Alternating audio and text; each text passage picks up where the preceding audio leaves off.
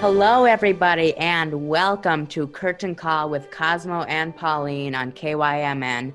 I am your co-host, Cosmo Esplin, here with my very good friend, Pauline Schuster-Jennings. Hi, Pauline. Hi, Cosmo. I'm so happy to be here again. Yes, I know it has been 1 month since we did our last episode, but it feels longer, so I was very eager to jump into this show. It does feel longer. I think part of Yeah, that is the weather. It I just kind of is know. dragging on and on and on. Mhm. It just feels interminable. I know. So, Exactly, which is why you need to have projects to do during this crummy weather. And one of them is listening to our show. And another that's one great. is doing a Lego, which I've been doing, and I enjoy that quite a bit. So, Good for you. And another thing you can do is go to shows. yes, exactly. So, Pauline, what do we have on our radar this month? Okay, so first of all, I went to my husband Steve Jennings is playing drums in Jelly's Last Jam at Theater La Tida. I went to it. Oh my goodness! If you have a chance to go to it, it was extended through May 14th. It addresses some really tough subjects. Mm. So it's not a light and fluffy musical by any means, but it's incredibly good. There's a lot of tap dancing. The singing is incredible. The band, well, I mean, every part of it is really, really great. So I encourage you to go if you can get tickets before May 14th. All right. And that's Theater Latte Da, as I said, which is their space that they use is the Ritz Theater in North Minneapolis. Then at the History Theater is a show called, this sounds like a lot of fun, Runestone, in quotes, rock musical, because of course runes were written on stones, right? Right.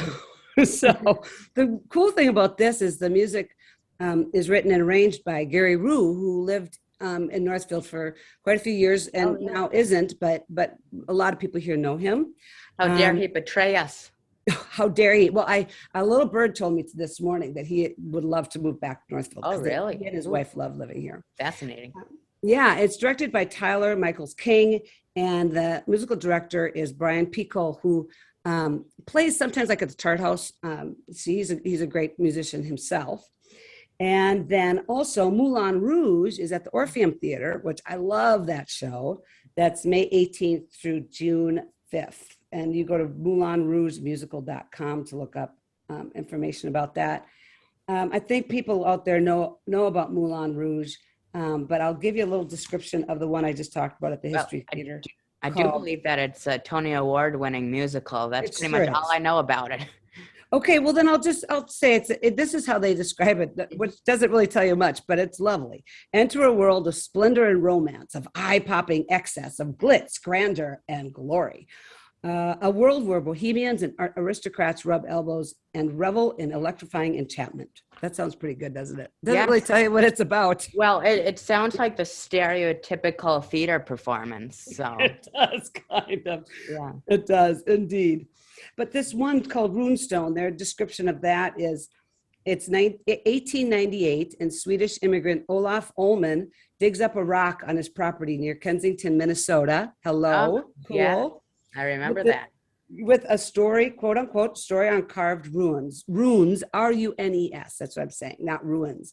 It tells that the Vikings were the first Europeans to set foot in Minnesota.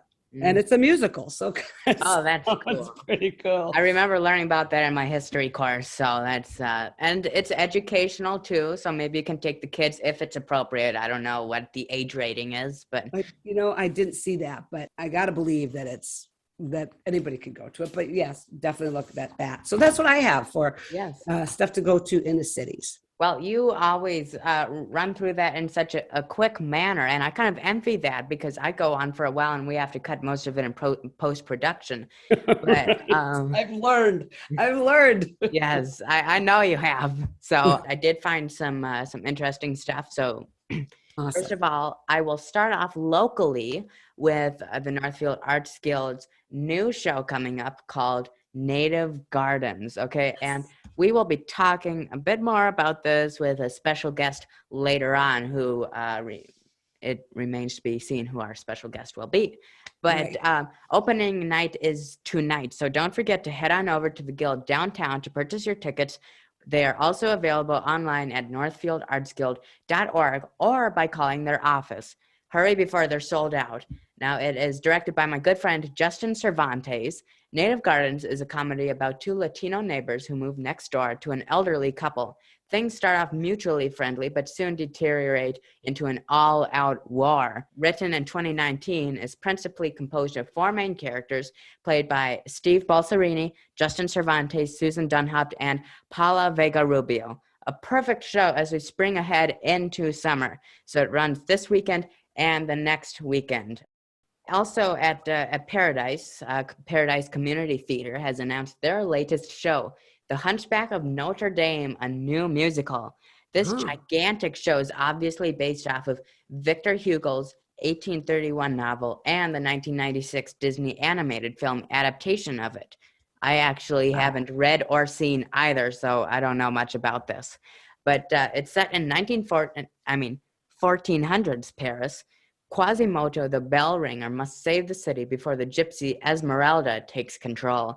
This is sure to be a big production, so don't miss out on auditions. They'll take place on Saturday, May 21st at 6:30 p.m. and or Sunday, May 22nd at 2 o'clock p.m. More details can be found at paradisecenterforthearts.org. Shelley Fitzgerald is directing, and the choreographer is Jordan Tesh. All right. Awesome. Yes. That sounds like a great family show. Yes, it does, in fact. And also, Little Theater of Owatonna announced the cast for The Color of Stars, which will be performing next month. And then at Lakeville, I like to check on Lakeville and Red Wing, too, see what they're kind of up to. Sure. Lakeville Area Arts Center has, it's a little bit closer to here than Owatonna. It's putting on a show this month called Heather's the Musical. And this is kind of how they describe it. I kind of morphed it into my own plot based on what I read because plagiarism, of course. It's about teenager Veronica Sawyer, who is somehow able to become part of the most forceful and powerful group at Westerberg High School, the Heathers. Now, I really don't know anything else about this show, but Lakeville described it as, quote, a hilarious and heartfelt new show based on the greatest teen comedy of all time, end quote. You can purchase tickets at lakevillemn.gov or by calling the Arts Center, and it's a more adult-focused show, so it's not necessarily for the whole family, unlike Notre Dame. Right. And then the last thing here is at Sheldon Theater in Red Wing. They have Glenn Sheen, the musical, which is performing May 26th, 27th, and 28th. And it's a fun whodunit set in Minnesota after an heiress is found dead in bed. Poetry. Yes. Yes. Have you ever gone there to the mansion in Duluth? No, I have not actually. It's kind of a fun tour. I mean, I did it years and years and years ago when my kids were little. Okay. But it was fascinating. It was fascinating. I was fascinated. Yeah. I like that word too. So you said this was in Duluth? Yep. The mansion is in Duluth. That's where the Glen Sheen mansion is. Yeah. You know, I think I actually did go there because we had a vacation up there in 2018. And I think I went there because I remember going to some mansion and I thought it was really cool. So, yes. Awesome. I'm sure it was that. Mm-hmm. I'm sure it was that. Yeah. Very excellent. Cool. I bet a lot of people out there have been to it. Yeah. It's kind of a thing to do. Yeah. Right. It's kind of a historical site. So, yes, that's everything that I have for theater news. Awesome. And that's theater news of what's out there to see. Right. I have some other theater news too. Yes. Awesome. Now, this is not necessarily weird theater news, but it's just something I found interesting. Right. Fascinating. Again, I'm going to work that word into this as many times as I can. I was trying to avoid that word. I said that exactly. I'm sorry. Is it going to be the Macbeth of curtain call now? Well, at least I don't think either of us have said awesome yet, which we like to both say ad nauseum. Mm-hmm. All right. So I saw, and maybe this is old news, but I just saw it, that there is a musical called Back to the Future, the musical. I'm sorry. People on radio can't see me, but I just cover my eyes with my hands because that's part of my weird theater news too. No way. Yes, I know. The time loop is circling us, Pauline. It is. That's perfect for the show. But yes. I just can't picture why anybody would want to make this into a musical. I don't know. It would be difficult, I think, but they have done like like a Spider-Man musical and everything, so they can pull off the special effects for it. But Right. yeah, It just doesn't seem like musical theater fodder, but right. it might be absolutely wonderful. Well, I actually read that it won the Olivier Award this year for Best New Musical. Olivier, Oh, that's another I, French. I'm still not 100% thespian. I'm sorry. I don't know how to pronounce that. Olivier That's sounds okay. classier, though. Well, then it must be pretty good. I guess then I just pictured it as being just stupid. I'm sorry. Kind of That's goofy and stuff. it's the most descriptive word I could find. The other thing that I saw, and this might be old news too, but it's new to me, Mm. is that Andrew Lloyd Webber has a new musical called Cinderella. Oh, Now, really? I don't know why you would do a musical to a show that's been done a bazillion times, but I love pretty much all of his musicals. Mm. I just like the way he writes. I Mm. like how he puts different genre music in the same show. Oh, okay. Particularly if you think of like Joseph and the Technicolor Dreamcoats, you have, the Elvis tune, and then you have the Mm. French tune, and then so he Right. mixes up the genres. Yeah, that's Um, interesting. and that's postponed to October. They think because Mm. the COVID, they're still nervous about opening it when Okay. COVID's still present. So that's what I have for theater. All right. Excellent. That's fascinating. And I didn't even mean to use it that time. Dang it. The Tony Award nominations are coming out on May 9th. So that's the Sunday or Monday. Sorry. I'm kind of looking forward to that because I've never watched the Tony Awards before, but I plan to this year. And speaking of which, one new musical that may be up for a nomination for Best New Musical is, there was a filmed version of it that released on Netflix last year and won Ooh. the Razzie Award for Worst Film of 2021. Uh-oh. Colleen, do you know what this is? No idea. No It's idea. called Diana the Musical. And About Princess yes, Diana? Princess. Yes. Yes. Oh, And I I watched it no. even though Razzie's told me not to. And I mean, it's not like the worst musical of all time. I think that Carrie the musical would probably be worse. Yes. Uh, but it's just kind of odd, and the performances weren't that great. And then another pop quiz for you: what is the longest running show on Broadway of all time, Pauline? It's not what you would expect, actually. Okay, I have no idea. The Phantom of the Opera with 13,581 performances. Wow. Yeah. Wow. All right. And then something else here is recently announced there's a movie adaptation of the classic musical Wicked coming out. It's split into two parts, so I imagine it'll be like Act 1 and then Act 2. Christmas 2023 and Christmas 2024. All right. So, to see or not to see? One of my favorite parts of this show. All right, I'll start with my 2C, Jojo Rabbit. This is how I'll sum it up.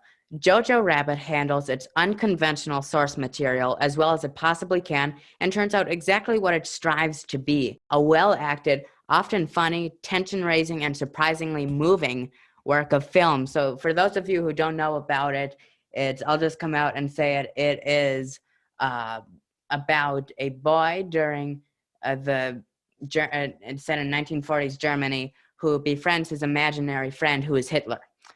This is not what you would think. No. Movie at all. No. But it is directed and written by Taika Waititi, who's become one of my favorite filmmakers over the past few years. He did a really good job of it. Like, I didn't think I would be laughing at all because it's like, how can you turn something so devastating and so terrible into a movie or a comedy nonetheless? But right. He did it somehow, and he won an Academy Award for Best Adapted Screenplay. And it's heartfelt, it's funny, it hits all the right emotions. There's great acting, particularly from Waititi, who plays Hitler, Sam Rockwell, Scarlett Johansson, who is Oscar nominated, and the main kid, Roman Griffin Davis. He's incredible. He's the main actor, and he's only like 10 or 11 in this. Wow. He's just awesome. It's surprisingly uplifting and near the end particularly. So that's good to know. Yeah. But what's your to see or not to see, Pauline? I'll do my 2C first as well. So I decided this month to do classic musicals made into movies. The Great. best and worst that I think that I've seen anyway. Mm-hmm. And I was really trying to make a point of staying away from the science fiction stuff and the Marvel stuff because we've been really heavy into that because both you and I are fans. Correct. But I'm also a fan of the musical, and some movie adaptations of them are incredible. Right. And my favorite is My Fair Lady. Now, it's the 1964 one with Audrey Hepburn and Rex Harrison and Stanley Holloway. Okay, I love this show, period. I think that they did such a great job with the movie because they don't try to hide that it's filmed on a set.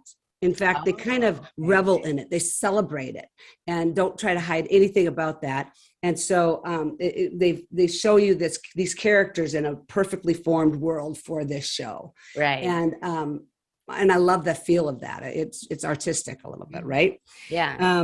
And I was just looking at reviews of it, and this review encapsulates it how I feel better than how I could explain it. So let me do that right now. I'll read this. My Fair Lady is the best and most unlikely of musicals, during which I cannot decide if I'm happier when the characters are talking or when they're singing. I feel the same way. The songs are literate and beloved. Some are romantic, some comic, some nonsense, some surprisingly philosophical, and every single one is wonderful. And I totally agree with that. I love all the songs. They're just so cleverly written. And of course, this show is based on the play by George Bernard Shaw called Pygmalion. So that's what it's based on. That is my 2C, My Fair Lady, 1964. All right. Well, I think I'll move on to my not to see. Sounds good. I already mentioned one movie that's coming out this month, Doctor Strange 2, but another one is the long-awaited sequel, Top Gun Maverick. No. Okay. Long-awaited by who? Whom? Who? I think we're on the same page here. Yeah. Well, first of all, this is kind of a piece of trivia in and of itself. It was originally scheduled to come out in July 2019. They postponed it to early 2020 because they needed to work out the flight sequences. And that didn't go well for them. They've postponed it now to May 27th of this year. So my not to see is the original Top Gun. And my parents who like this movie begged me not to, but I refused to be censored. Because why did they want you not to? Well, because they thought that, I don't know, maybe I would get hate mail or something. It is, okay, here's how I summed it up. I wrote this. A squandered opportunity to create something equally entertaining and interesting. Top Gun trades its potential capabilities for the typical military movie and redirects all of its talent to the flight sequences. The aerial action is fantastic. That's the only good part of the movie. Otherwise, it's too redundant. Like, there were some parts that I was like, didn't we just go through this again? Like, Kelly McGillis and Tom Cruise again. Like, ugh. Right. But the characters are cookie cutter. It seems like it goes on forever. And Tom Cruise's main character is way too unlikable. It's rotten on Rotten Tomatoes, actually. It actually won the Oscar for its original song, Take My Breath Away. It did take my breath away, but not in a good way. Nicely said. Yes. Nicely said. And the last thing I want to say is that some people are like, well, you have to watch this. It's a classic 1980s movie. It was so big in the 1980s. That's pure malarkey. And I'm sorry if we need to bleep that out because I don't usually use bad language on this show. But it is... please don't watch it, but the sequel does look interesting and I hope to see it in the theater. So we'll see. So what is your not to see? My not to see, I tried to watch it. I just couldn't get more than 10, 15 minutes into it. Oh. It's another classic musical called A Little Night Music by Stephen Sondheim. Oh, okay. And this was in 1977 and they cast Elizabeth Taylor to play the lead role. Okay. Who's not a singer.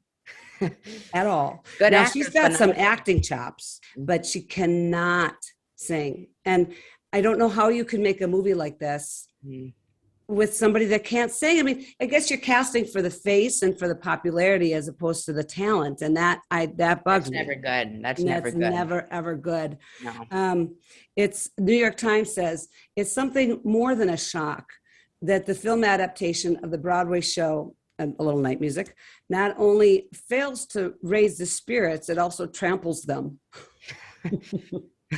Rotten Tomato gave it 18%. Oh, wow. Yeah, it's don't watch it. Don't even start it because unless you want to mute it and just, look at Elizabeth Taylor's beautiful face.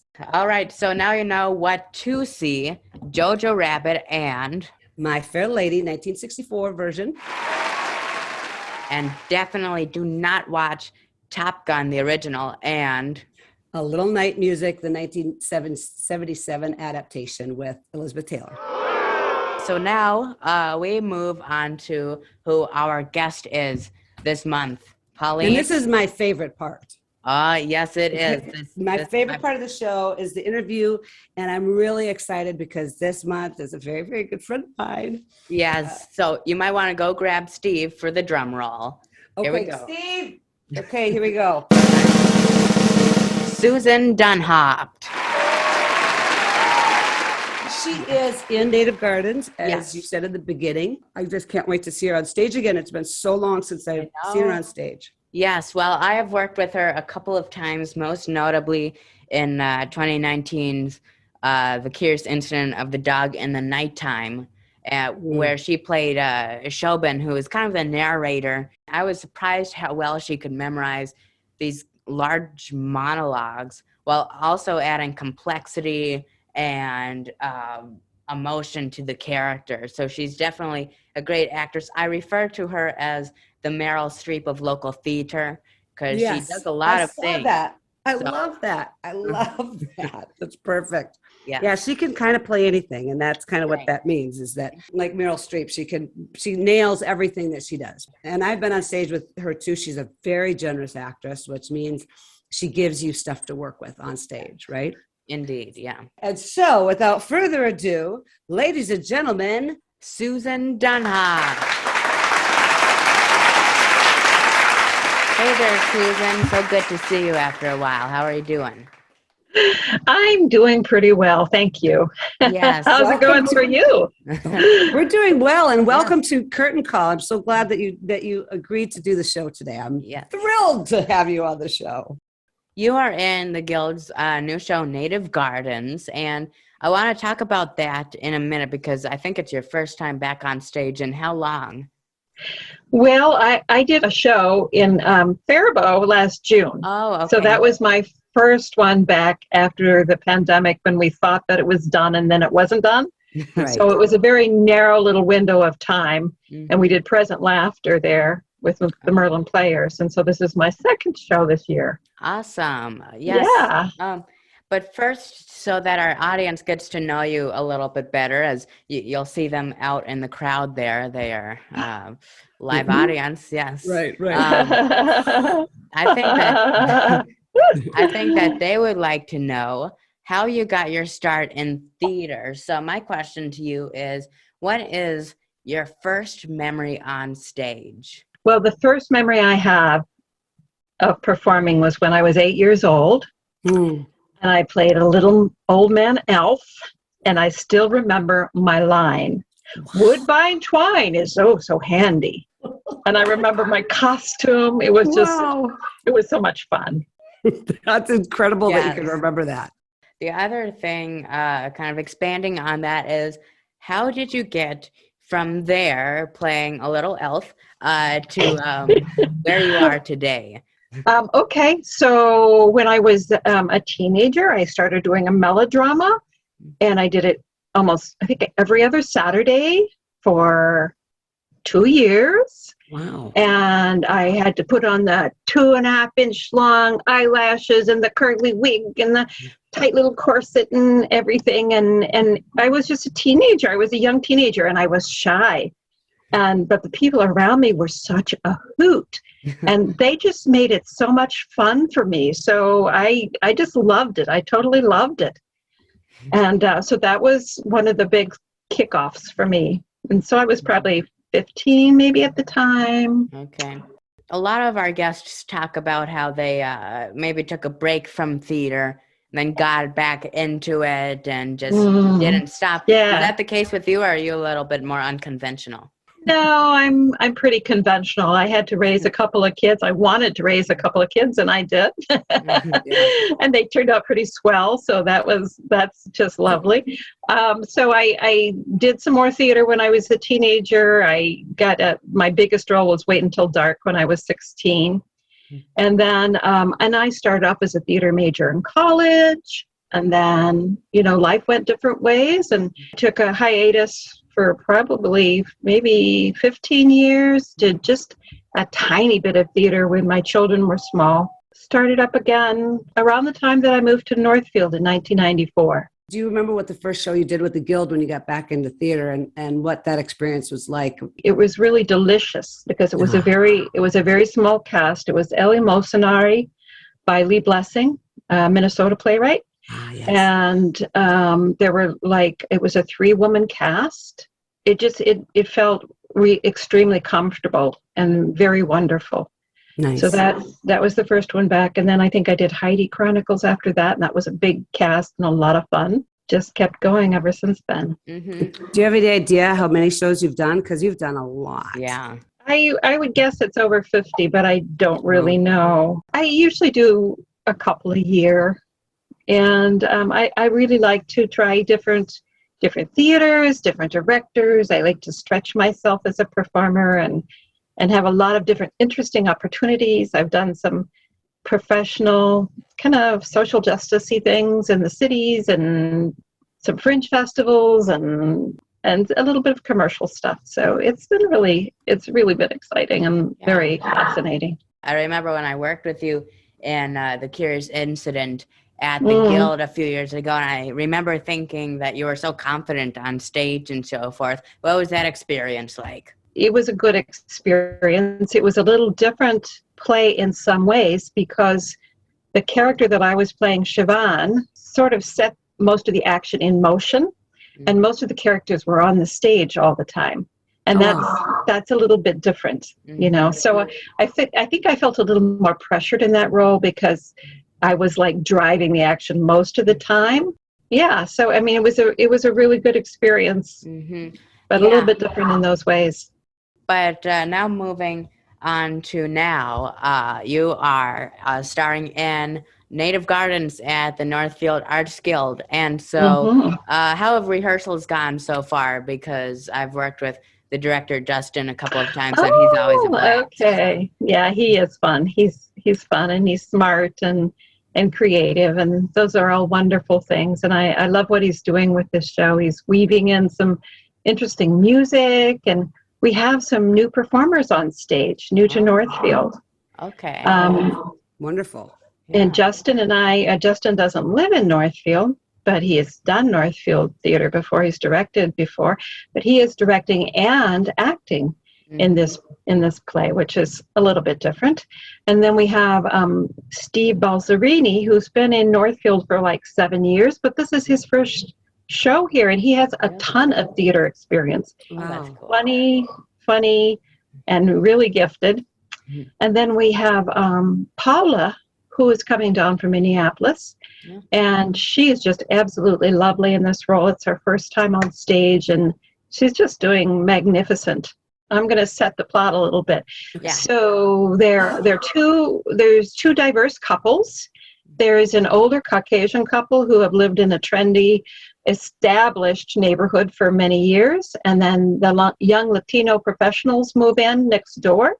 And there is controversy about where the property line is and whether the fence needs to get taken down, and the style of the garden, and the native garden versus the classical garden, and how that's going to happen. And yeah, you wouldn't think it doesn't sound like it would be funny, but it's pretty hilarious. And it's also got some really deep, important truths in it as well.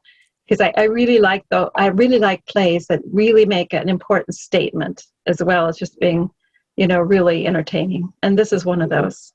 So tonight is opening night, and then it runs tomorrow and Sunday as well as the next weekend, I believe, and so forth. So do you ever get the butterflies or the jitters the day of opening night? The only time I really feel that anymore is when the show doesn't feel ready. Mm-hmm. And that's rather rare. in my experience. I think the fact that people get, adrenaline coursing through their veins and things that you don't think are going to come together at the last moment, and then it's just ready. Do you have fun playing this character and so forth? And how do you approach it? I love Virginia. She's just a kind of a force of nature. She's smart. She's an engineer. She's wisecracking, and also kind. So she has a lot of really compelling qualities. And I often, when I usually find my character, I usually find it first physically, what her posture is, the way that she gestures. Those sorts of things usually are when I really feel a character taking off. That's interesting. Yeah. And now, I should have done this earlier, is I need to warm you up with the tongue twister. So do you have a favorite tongue twister? You can always find something in the script. Like the playwright, Karen Zacharias, uses a lot of alliteration. So I have one sentence that is, like it's got 5 S's in it. And those lines, if you pull them out of the script, are really fun to practice with, because they get you articulating a little bit more, The role I have in Peter the Starcatcher is Mrs. Bumbrake, Betty Bumbrake, and she loves bees. She likes all alliteration, but particularly bees. And one line is raising brats in a big breezy brownstone in Brighton. And it's, so it's my gosh. Yeah, there's a great example of that. Right. Yeah. Awesome. All right. So do I get her now? So greatest role you've never had, like the thing that you want to yet do. The thing is that I've aged out a lot of roles I really would have loved to have done. I hear you. Like Hermia and Helena in Midsummer Night's Dream, and Beatrice in Much Ado About Nothing, because I love Shakespeare. I've just been so fortunate. I mean, I've just been given some amazing roles. Yeah. I think the play Wit is one that really interests me to do. It's about a woman who has cancer, and it's her story and her process, and it's incredibly powerful. I've seen a couple different productions of it. The thing is, there's not that many great big roles for women of a certain age. You got older men have a lot more to choose from than older women. Yeah, and that's why we got to get these playwrights moving on this stuff, right? Exactly. All right, now this is a hard question to answer, and because you've done so many shows, you're not going to be able to pick one. But why don't you pick one or two of your favorite roles? Not that there aren't many, many more. Well, I think it's true that whatever play you're in at the time that you're in it is your favorite, because that's where your heart is at that time while you're doing it, and maybe there's some exceptions to that, but generally I feel that way. But I would say 2 roles, or maybe 3, that really stand out is when I got to do the nurse in Romeo and Juliet. I thought I died and gone to heaven. I was so excited. And then Violet in August Osage County it feels to me like that was a turning point for me in terms of where I could go as an actor. So that was just really, really important. And also then I got to play Sonia in Vanya, Sonia, Masha, and Spike. Did I leave out one of them? I might have. I don't know. I saw the play on Broadway. I was with an actor friend of mine who was actually on Broadway, but she wasn't in that play. And I saw that role of Sonia, and I went, "Oh, wouldn't that be great?" And so I got to do it. So I felt really happy about that. So yeah, I've been incredibly blessed. The one that I really am hoping that I can do, because I've been working on it for 3 years now, is this one-woman show, which is about Shakespeare's wife, Anne Hathaway, and it's called Shakespeare's Will, and it's just a marvelous play. And all during the pandemic, I would take long walks and memorize the script, because I had to keep my mind active, and I had to think that one day I would be doing theater again. And, we all were coping the way we were coping, right? You got to pitch that to the Guild, because I got to believe that they would love to do that. They have those different lab series where it's a little bit of a different thing, and they have been known to do one-person shows before. So I think that would be a possibility. Just saying. It could happen. Just could happen, right? Yeah. That's right. Now it's out there in the universe. Yeah. Okay, so now how about your greatest on stage save, or a mess up that wasn't saved, or both? Yeah, I can think of a couple. The mess up was during Barefoot in the Park for the Merlin Players, and we were in a scene where we were, myself and another character, were sipping tea, and I sipped the tea and somehow it came up in my nose and spurted out. Everybody on stage cracked up and the audience cracked up, and we were all just like, and I think that's the first time I've ever broken character on stage. Oh, wow. It was like we couldn't start talking again because everybody was laughing so hard. It was like a Carol Burnett moment, just like, right. That's hilarious. Yeah, it was crazy. Oh, no, it's so unexpected, and and there's no way to save that. There isn't. It's just like and luckily it was a comedy. If it had been a drama, that would have been a different thing. When did you get a save? Or somebody saved you? It was a funny little thing. It wasn't any big deal. It was just, It was when I was taking an exit, and Vanya and Sonia and Masha and Spike, and I had a little like monologue on a telephone, but not like a cell phone, like a telephone with a wire, and I was all caught up in the wire. And then I went to exit the end of the scene. I went to exit, and my slipper flipped off and went up into the air, and I just reached out and grabbed it and pulled it in. Wonderful. Oh my God, isn't that just one of the most joyous things about theater? Is there's just so many stories, right? Yeah, Stories yes. forever. The unexpected. You expect the unexpected because it's yes, gonna happen indeed. on stage. Exactly. Okay, thank you for that.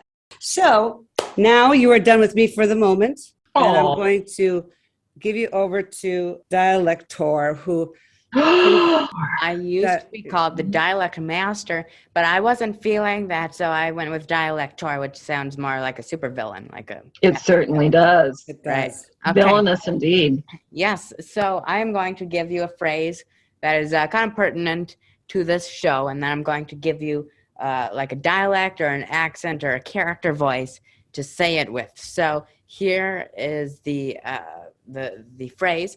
Sometimes late at night, I dig a hole in the backyard to keep the nosy neighbor guessing. I'm wondering if you can do a Valley Girl. Valley Girl. Wasn't that like in the 90s or something? Yeah. I think so. Yeah, like sometimes like late at night, I dig a hole in the backyard to like keep the nosy neighbors guessing. Awesome. Yeah, it was like so cool. And you know what? It's one of my pet peeves when people say like at the beginning of every sentence, or like so at the beginning of every sentence. Mm-hmm. So don't do that. Like. Well, the Valley Girl has kind of transformed into something newer called vocal fry. It's a little bit grating at times, but who am I to judge? Pauline, you okay there? No, it's just, who am I to judge? Well, that's what we do, don't we? Yes. That's kind of what we do on there, to see or not to see. We're humans. We're human. This other character is a grumpy old man. So you have kind of younger and then kind of older. Maybe I could channel my old man elf. There you go. Yes, your original role. Sometimes late at night, I dig a hole in the backyard to keep the nosy neighbor guessing. Very funny. Yes, that was really well done. That was. All right, so we're on to the third and final round. This is your last chance to defeat the dialector. And this time you get to choose your own accent, dialect, character voice, whatever that may be. Okay. Sometimes late at night I dig the hole in the backyard to keep the nosy neighbor guessing. Well done. That was wonderful. Excellent. Did she beat the dialector is what I want to know. I'm just getting reports in that he went back into his underground cave the next month until the June show to see whoever might challenge. Sounds good. But you did a great job. And I'm wondering if there is a quote, perhaps theatrically pertaining that you would like to close this out with? I'm sure it's a quote that's been used by many, many people on your show, because it's so common. And that it's that there's no small parts, only small actors. And I really like that, because I think, I was thinking about this, Cosmo, earlier, is that, and I guess I'm thinking this because I know that I'm getting ready to do this performance, and I'm really aware of how I'm trying to take care of myself. And sometimes as actors, we can feel a little bit selfish when we're taking care of ourselves, and we're saying to our spouses, no, I'm sorry, you'll have to make dinner. I'm going to be performing. And it sounds a little, egotistical, and so we have to give ourselves permission to just take care of ourselves, whether it's a small part or a big part, or, just generally. Mm-hmm. So, and that is a perfect sentiment to leave, great leave analysis. this interview with. So thank you so much, Susan, for joining us today. Yes. In your busy My schedule, honor. getting ready for the show. Mm-hmm. yes. And I look forward to seeing the show. I can't wait to see you on stage again. I just can't wait. Oh, thank you. Thank you. All right. Thanks, Lovely, Susan. lovely being with you both. All right. Take care. Thank you. Break a leg. Bye-bye.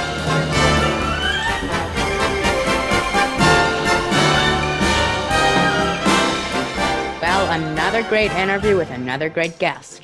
Yeah, she has just done so much work, and I you know. can see that when you watch her on stage, how seasoned she is. Mm-hmm. And as I said, working with her on stage is just an absolute delight. Well, if you want to go see Native Gardens, then you can purchase the tickets on northfieldartsguild.org, or go down to their office or call their office. And thank you to Susan Dunhaupt very much for being our special guest this month. And also, thank you to Jeff Johnson and KYMN Radio for letting us do this show. And by the way, none of the films mentioned are our sponsors today. That's right. Even if we liked them a lot. Yes. Thanks, Cosmo. This was a lot of fun again. And I just want you to remind everybody that all the world's a stage and all the men and women merely players.